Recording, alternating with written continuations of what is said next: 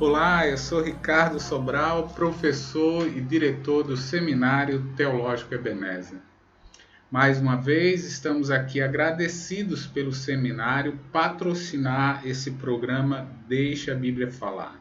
De fato, o nosso Deus está por trás de tudo isso.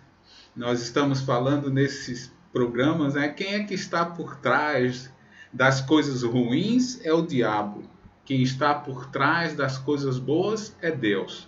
E esse programa tem de fato ajudado muitos obreiros, muitas obreiras, para cumprir a vontade de Deus e fazer com que muitas pessoas dêem muitas honras e muitas glórias e louvores ao nosso Senhor, o autor da nossa fé, que tem realmente feito muito mais do que pedimos e do que podemos pensar no alcance dessa palavra que é dita para aqueles corações de terra boa que produzem muitos frutos para a honra e glória do nosso Pai.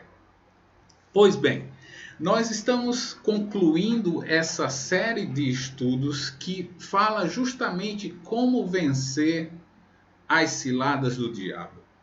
E nós vamos falar lá no capítulo 6, algo que o apóstolo Paulo conclui de forma grandiosa, que demonstra ser uma carta inspirada, e ele vai justamente nos instruir de forma até imperativa que nós devemos tomar a armadura de Deus para vencer as ciladas do diabo.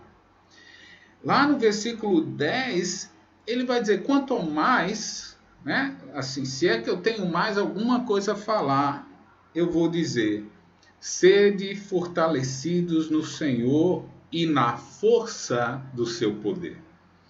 Então, a armadura de Deus que ele cita no versículo 11 é de Deus. É Ele que dá a força, é Ele que dá o poder. Cada vez que nos achegamos a Ele, Ele se achega a nós. Cada vez que nos deixamos se sujeitar ao Espírito Santo de Deus, que não entristeçamos o Espírito de Deus, Ele nos fortalece e faz com que todas as bênçãos espirituais que precisamos seja nos concedido para justamente, através do seu poder, vencer as ciladas do diabo. E aí ele vai dizer, quando nós nos revestimos da armadura de Deus, de toda a armadura de Deus, nós poderemos ficar firmes contra as ciladas do diabo. Nós falamos sobre essa questão da palavra cilada, Essa palavra cilada é a mesma palavra que tem lá no capítulo 4, versículos 14, quando ele diz que não sejamos mais como meninos, agitado de um lado para o outro e levado ao redor por todo o vento de doutrina, pela artimanha dos homens, pela astúcia com que induzem ao erro. Então, a astúcia são ciladas do diabo que nos induz ao erro. E se nós não estivermos atentos, não andando como nécio, mas de forma esperta, abrindo os nossos olhos espirituais, nós vamos justamente entender que a nossa luta não é contra carne e sangue, e sim contra os principados e potestades, contra os dominadores deste mundo tenebroso, contra as forças espirituais do mal nas regiões celestiais. Olha que batalha! Às vezes a gente encontra essas batalhas épicas no Antigo Testamento, por exemplo, Davi contra Golias. Golias, um homem enorme, muito grande, mas veja, gente, eram dois humanos. Davi via o seu oponente. Quando o povo foi vigiar a terra de Jericó, a terra que o Senhor havia prometido para eles, a terra santa, Eles viram que tinha muitos gigantes, eles estavam assim falando de forma assim tão medrosa, mas ainda eram humanos. Eles ainda podiam ver.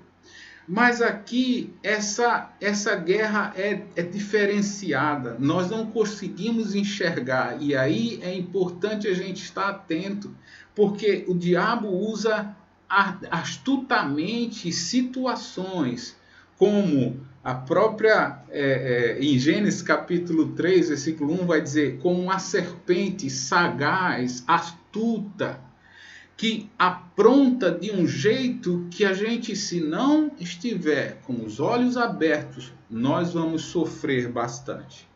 E aí ele vai dizer, nossa luta é contra esses poderes espirituais. E por isso ele vai dizer, tome a armadura de Deus, para que vocês possam resistir na guerra, no dia mau, quando você precisar. Ele vai dizer, estais, pois, firmes, cingindo-vos com a verdade e vestindo-vos com a couraça da justiça. Paulo falou dessa verdade, dessa couraça da justiça, de outra forma, por exemplo, em capítulo 4, versículo 24, e vos revistais do novo homem, criado segundo Deus, em justiça, retidão, procedentes da verdade. Capítulo 5, versículo 9, ele vai dizer, porque o fruto da luz consiste em toda bondade, justiça e verdade. Nós somos filhos da luz, e por ser filhos da luz, nós precisamos cingir, enrolar o nosso corpo, a nossa vida, pela verdade e pela justiça que vem de Deus. Ele vai dizer, calçai os vossos pés com a preparação do evangelho da paz. As igrejas precisam entender que elas só vão caminhar se elas calçarem o evangelho da paz. Isso é para andar, isso é para caminhar. Eu e você precisamos entender o que Jesus disse, ide por todo o mundo e pregar o evangelho. Vocês precisam entrar nessa batalha e vencer, porque vocês estão com os pés calçados com o evangelho, esse evangelho que dá vida e vida em abundância para aquelas pessoas que estão ouvindo. Jesus disse, ide, e nós precisamos ir, e enquanto estivermos indo, precisamos levar o evangelho, falar de vida, falar que esse evangelho é poderoso para salvar as pessoas, libertar essas pessoas das ciladas do diabo, tirar essas pessoas deste poder que conduz eles à morte. E nós só podemos fazer isso através do evangelho da paz. E veja, calça os pés e anda. Nós precisamos ver que a igreja que anda é a igreja que evangeliza. Versículo 16, ele vai dizer, embraçando sempre o escudo da fé, com o qual podeis apagar os dardos inflamados do maligno. É importante a gente pensar aqui. Paulo está em mente o soldado romano na batalha. Ele tem essa concepção. E geralmente os escudos eram para ser posto e firmado. Quando nós aplicamos a nossa fé, nós não precisamos sair atirando para tudo que é lado. Precisamos ficar parados, crendo que o Senhor está nos protegendo do mal. Nós não precisamos dar atenção à cilada do Satanás. Nós precisamos entender que o Senhor é o nosso protetor. É aquele que nos protege. E por isso só precisamos segurar esse escudo de fé, resistindo ao diabo, como Tiago vai dizer. sujeitando-se a Deus, e Ele fugirá de nós. Não precisamos fazer nada a não ser segurar com a fé, firmemente, esse escudo que faz com que os dardos inflamados do maligno não nos atinjam. Tomai o capacete da salvação e a espada do Espírito, que é a palavra de Deus. Olha, o capacete da salvação e a espada do Espírito, que é a palavra de Deus. A salvação que nós temos foi dito lá em capítulo 1. Essa salvação que é o selo do Espírito Santo, que protege a minha mente das investidas do Satanás. Eu sou salvo em Cristo Jesus por causa do sangue do Senhor. Isso nós precisamos acreditar e não podemos largar isso nunca. Não deixe que o mal afaste isso de você. Não deixe que o inimigo coloque em você dúvida, como colocou em Eva. Nós temos essa certeza de salvação em Cristo Jesus. E ele vai dizer, use a espada do Espírito. Olha, os soldados romanos tinham duas espadas. Uma de treinamento, que era grande, e eles treinavam todo o tempo com essa espada. Mas a espada que eles iam para a guerra era uma espada menor, muito mais ágil. Ora, se a espada do Espírito é a palavra de Deus, nós precisamos entender que precisamos fazer estudo bíblico, fazer a leitura, se aperfeiçoar nas Escrituras, manejar bem a palavra de Deus, para que no momento do dia mau, nós possamos lembrar da palavra e fazer como Jesus fez quando foi tentado pelo diabo, pela palavra.